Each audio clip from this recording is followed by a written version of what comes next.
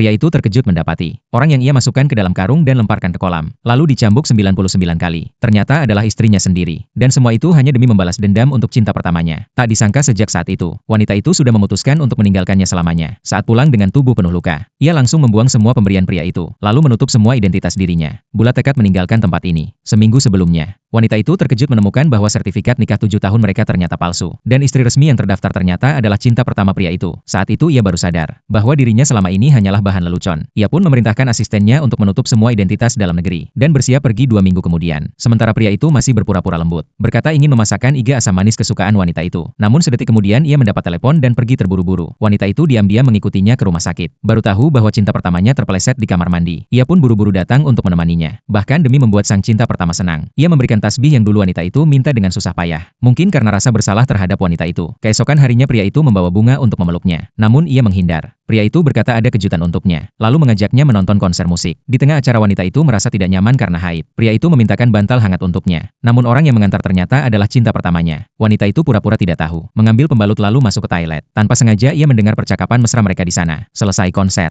cinta pertamanya sengaja menarik tali lampu gantung. Hampir saja lampu jatuh menimpa wanita itu. Namun pria itu malah melompat melindungi cinta pertamanya, membuat wanita itu tertimpa dan pingsan. Saat sadar, yang dilihatnya adalah pria itu sedang menenangkan cinta pertamanya. Pria itu berdalih bahwa suasana saat itu terlalu kacau sehingga ia salah orang. Namun hati wanita itu sudah benar-benar hancur. Ia mencari alasan agar pria itu pergi. Keesokan harinya, pria itu mengadakan pesta merayakan kepulangan wanita itu dari rumah sakit. Namun ia tiba-tiba mendapat telepon dari cinta pertamanya, mengaku diculik. Pria itu langsung curiga bahwa wanita itu pelakunya, memaksanya memberitahu lokasi cinta pertamanya. Walau wanita itu menjelaskan berkali-kali, pria itu sama sekali tidak percaya. Bahkan mendorongnya jatuh sebelum pergi begitu saja. Hatinya yang sudah rapuh pun benar-benar runtuh. Ia segera mengemas barang dan bersiap pergi. Namun baru keluar pintu, beberapa orang langsung memasukkannya ke dalam karung. Mereka adalah orang suruhan cinta pertamanya. Mereka lalu berbohong pada pria itu, bahwa mereka telah menangkap pelaku yang melukai cinta pertamanya, tanpa tahu kebenarannya. Pria itu langsung menghajarnya habis-habisan. Wanita itu pulang dengan tubuh penuh luka, menerima pesan permintaan maaf dari pria itu, bersamaan dengan pesan konfirmasi bahwa identitasnya sudah dihapus. Ia pun meneteskan air mata lega, meninggalkan surat perpisahan dan kalung, lalu pergi tanpa menoleh. Pria itu yang tak mendapat kabar darinya selama 3 hari, mulai merasa gelisah, mengabaikan larangan cinta pertamanya. Ia mencoba menelepon wanita itu berkali-kali, namun tak ada jawaban. Ia segera pulang ke rumah. Namun rumah sudah kosong, hanya tersisa kalung yang ditinggalkan. Barulah ia merasa takut, segera memerintahkan orang mencari keberadaan wanita itu. Namun ia mendapat kabar bahwa wanita itu sudah menghapus semua identitasnya.